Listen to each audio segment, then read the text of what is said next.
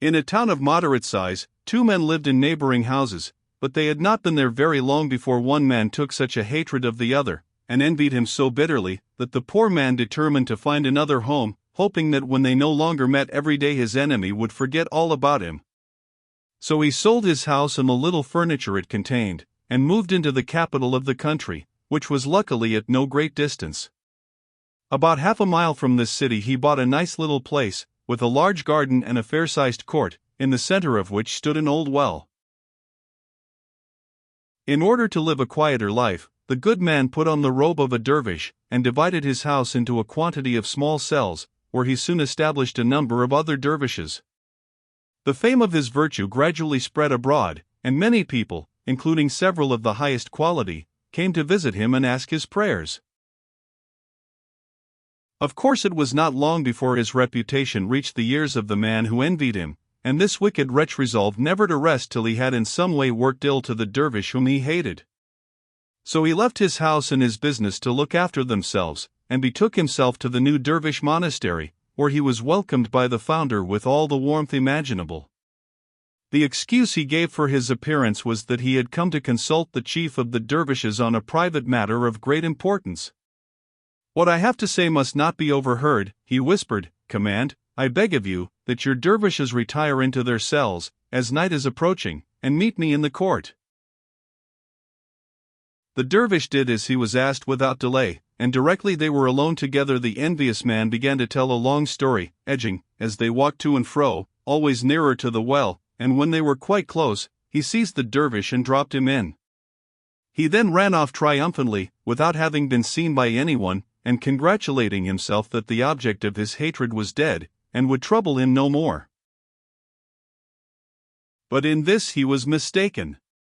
The old well had long been inhabited, unknown to mere human beings, by a set of fairies and genii, who caught the dervish as he fell, so that he received no hurt. The dervish himself could see nothing, but he took for granted that something strange had happened, or he must certainly have been dashed against the side of the well and been killed. He lay quite still, and in a moment he heard a voice saying, "Can you guess whom this man is that we have saved from death?" "No," replied several other voices. And the first speaker answered, "I will tell you. This man, from pure goodness of heart, forsook the town where he lived and came to dwell here, in the hope of curing one of his neighbors of the envy he felt towards him. But his character soon won him the esteem of all, and the envious man's hatred grew, till he came here with the deliberate intention of causing his death. And this he would have done, without our help, the very day before the Sultan has arranged to visit this holy dervish, and to entreat his prayers for the princess, his daughter." "But what is the matter with the princess that she needs the dervish's prayers?" asked another voice. "She has fallen into the power of the genius Maimum, the son of Dim-Dim," replied the first voice. "But it would be quite simple for this holy chief of the dervishes to cure her if he only knew. In his convent there is a black cat which has a tiny white tip to its tail. Now to cure the princess the dervish must pull out 7 of these white hairs, burn 3, and with their smoke perfume the head of the princess. This will deliver her so completely that Maimum, the son of Dim-Dim, will never dare to approach her again." The fairies and genii ceased talking, but the dervish did not forget a word of all they had said, and when morning came he perceived a place in the side of the well which was broken, and where he could easily climb out. The dervishes, who could not imagine what had become of him, were enchanted at his reappearance. He told them of the attempt on his life made by his guest of the previous day, and then retired into his cell. He was soon joined here by the black cat of which the voice had spoken, who came as usual to say good morning to his master. He took him on his knee and seized the opportunity to pull 7 white hairs out of his tail, and put them on one side till they were needed. The sun had not long risen before the Sultan, who was anxious to leave nothing undone that might deliver the princess, arrived with a large suite at the gate of the monastery, and was received by the dervishes with profound respect. The Sultan lost no time in declaring the object of his visit, and leading the chief of the dervishes aside, he said to him, "Noble sheikh, you have guessed perhaps what I have come to ask you?" Yes, sire, answered the dervish, if I am not mistaken, it is the illness of the princess which has procured me this honor.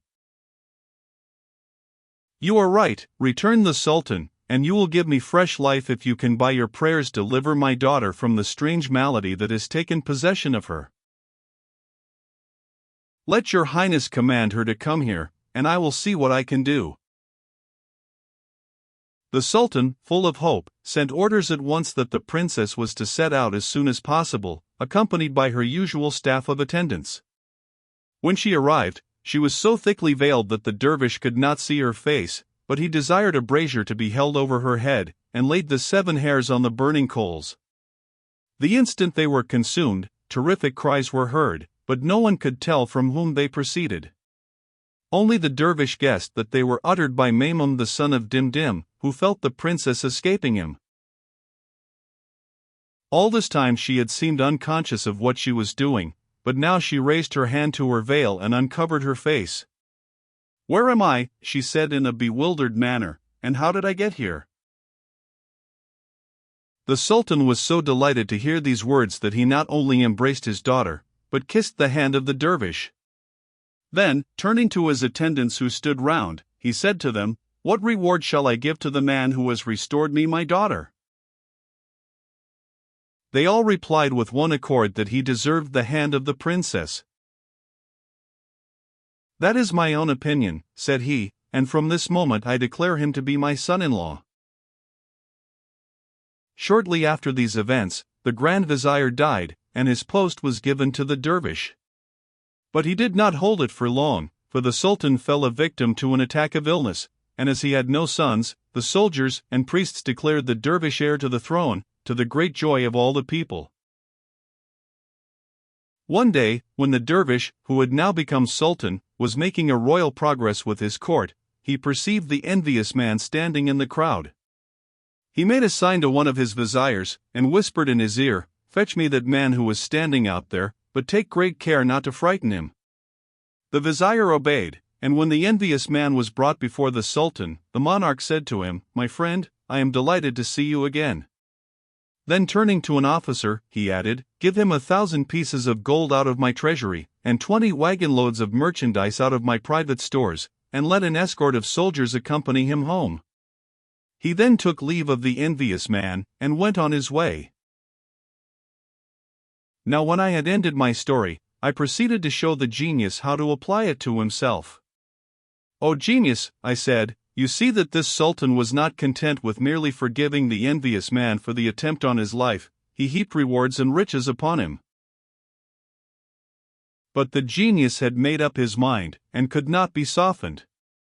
"Do not imagine that you are going to escape so easily," he said.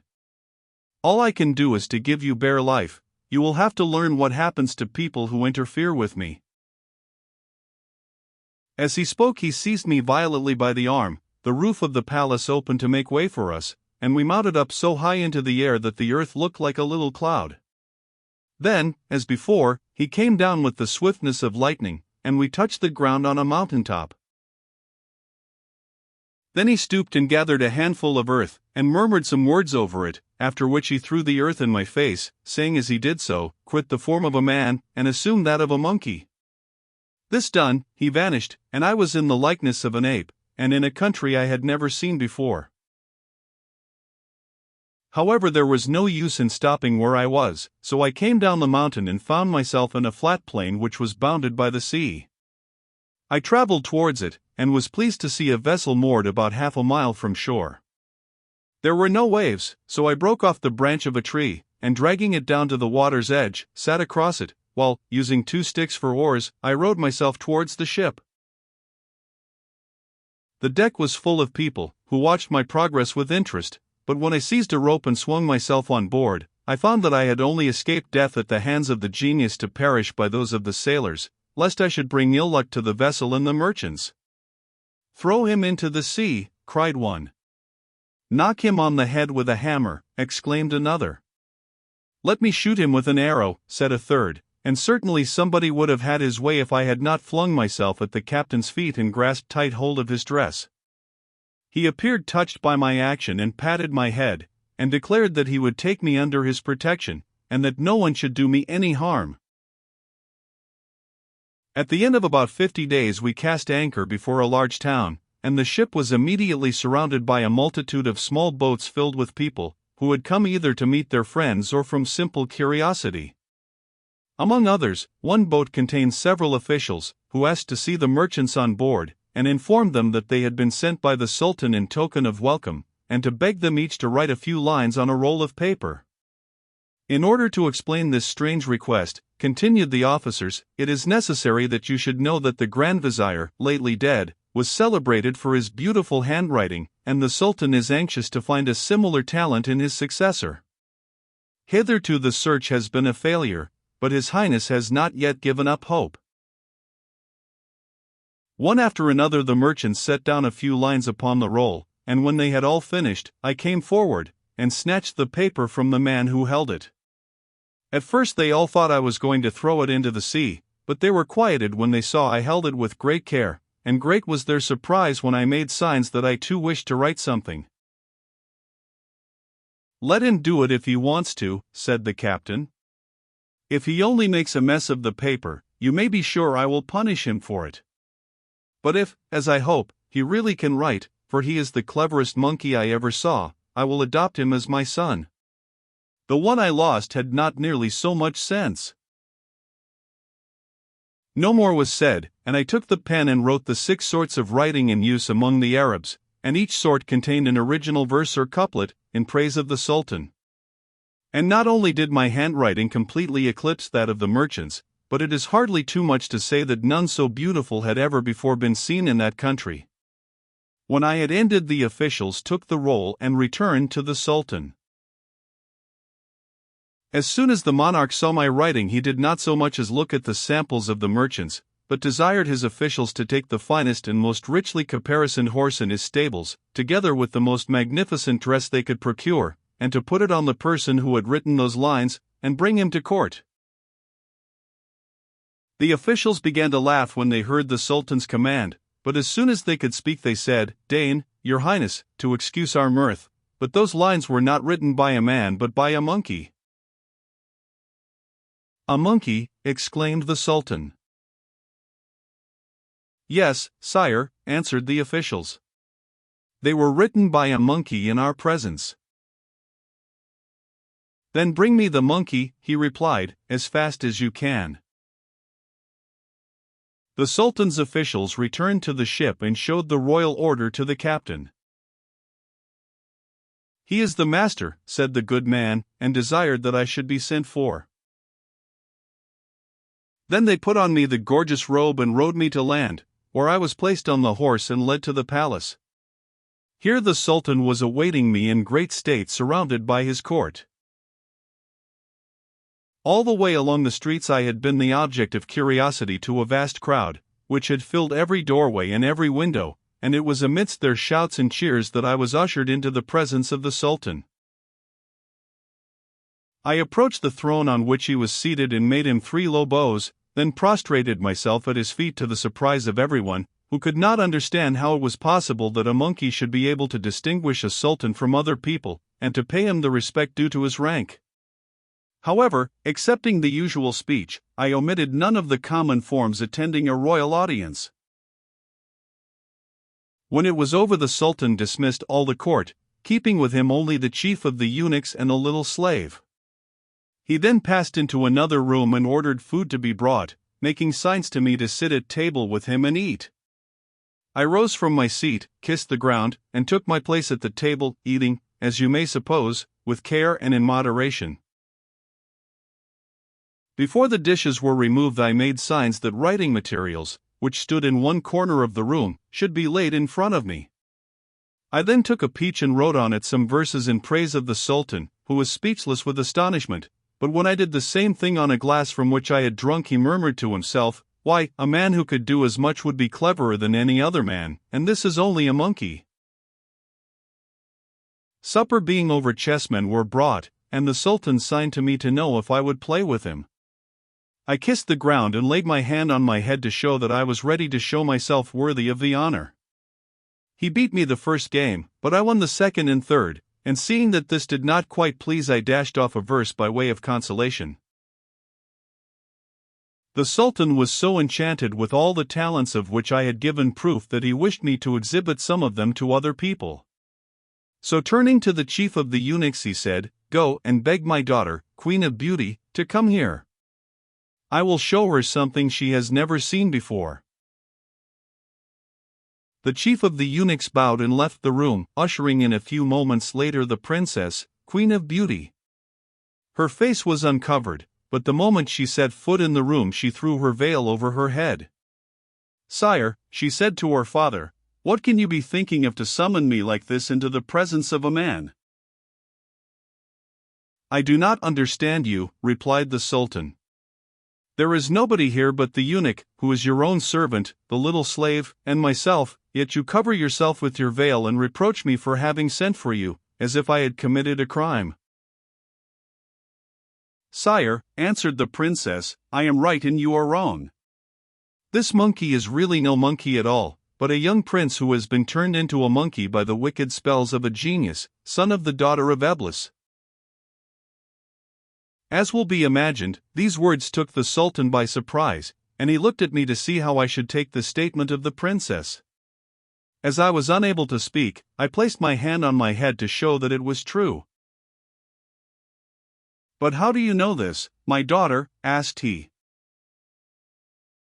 "Sire," replied Queen of Beauty, "the old lady who took care of me in my childhood was an accomplished magician, and she taught me 70 rules of her art, by means of which I could, in the twinkling of an eye, transplant your capital into the middle of the ocean. Her art likewise teaches me to recognize at first sight all persons who are enchanted, and tells me by whom the spell was wrought." "My daughter," said the Sultan, "I really had no idea you were so clever." "Sire," replied the princess, "there are many out-of-the-way things it is as well to know, but one should never boast of them." "Well," asked the Sultan, "can you tell me what must be done to disenchant the young prince?" "Certainly, and I can do it." "Then restore him to his former shape," cried the Sultan. "You could give me no greater pleasure, for I wish to make him my Grand Vizier, and to give him to you for your husband." "As your highness pleases," replied the princess. Queen of Beauty rose and went to her chamber, from which she fetched a knife with some Hebrew words engraven on the blade. She then desired the Sultan, the chief of the eunuchs, the little slave, and myself to descend into a secret court of the palace, and placed us beneath a gallery which ran all round, she herself standing in the center of the court. Here she traced a large circle and in it wrote several words in Arab characters. When the circle and the writing were finished, she stood in the middle of it and repeated some verses from the Quran. Slowly the air grew dark, and we felt as if the earth was about to crumble away, and our fright was by no means diminished at seeing the genius, son of the daughter of Eblis, suddenly appear under the form of a colossal lion. "Dog," cried the princess when she first caught sight of him, "you think to strike terror into me by daring to present yourself before me in this hideous shape." "And you," retorted the lion, "have not feared to break our treaty that engaged solemnly we should never interfere with each other." "Accursed genius," exclaimed the princess, "it is you by whom that treaty was first broken." "I will teach you how to give me so much trouble," said the lion, and opening his huge mouth he advanced to swallow her. But the princess expected something of the sort and was on her guard. She bounded on one side, and seizing one of the hairs of his mane repeated 2 or 3 words over it.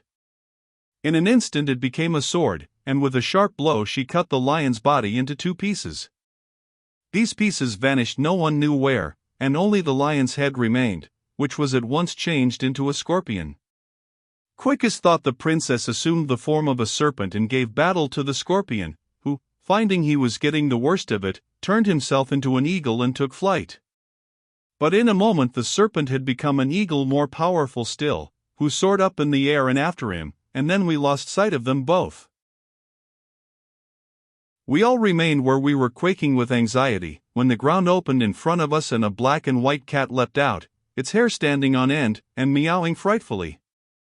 At its heels was a wolf, who had almost seized it, when the cat changed itself into a worm, and, piercing the skin of a pomegranate which had tumbled from a tree, hid itself in the fruit.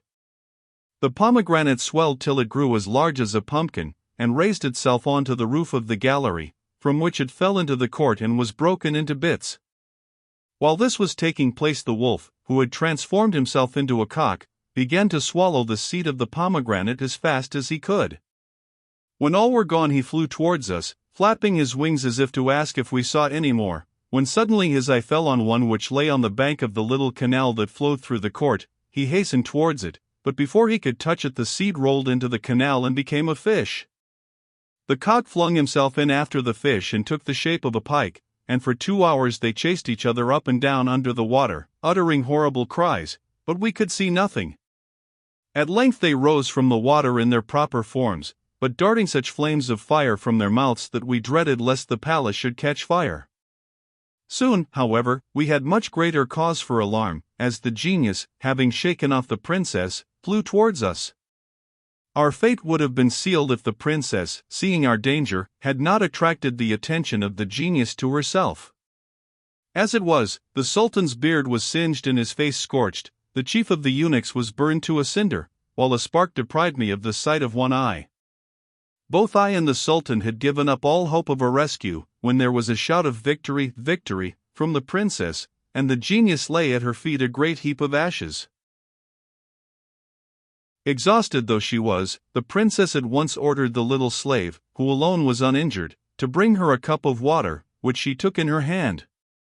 First repeating some magic words over it, she dashed it into my face, saying, "If you are only a monkey by enchantment, resume the form of the man you were before."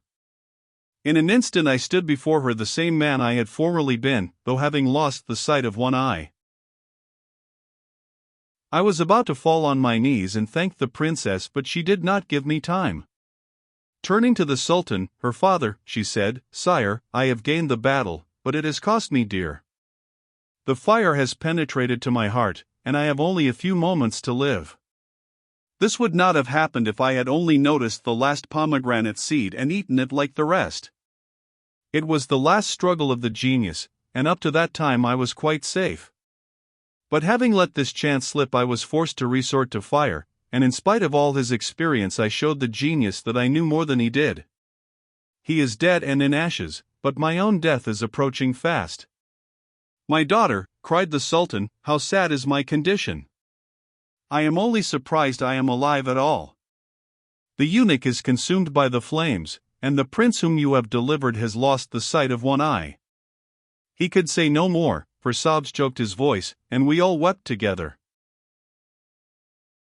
Suddenly the princess shrieked, I burn," and death came to free her from her torments. I have no words, madam, to tell you of my feelings at this terrible sight. I would rather have remained a monkey all my life than let my benefactress perish in this shocking manner. As for the sultan, he was quite inconsolable, and his subjects, who had dearly loved the princess, shared his grief. For 7 days the whole nation mourned, and then the ashes of the princess were buried with great pomp, and a superb tomb was raised over her. As soon as the sultan recovered from the severe illness which had seized him after the death of the princess, he sent for me and plainly, though politely, informed me that my presence would always remind him of his loss, and he begged that I would instantly quit his kingdom, and on pain of death never return to it. I was, of course, bound to obey, and not knowing what was to become of me, I shaved my beard and eyebrows and put on the dress of a calender. After wandering aimlessly through several countries, I resolved to come to Baghdad and request an audience of the commander of the faithful. And that, madam, is my story. The other calender then told his story.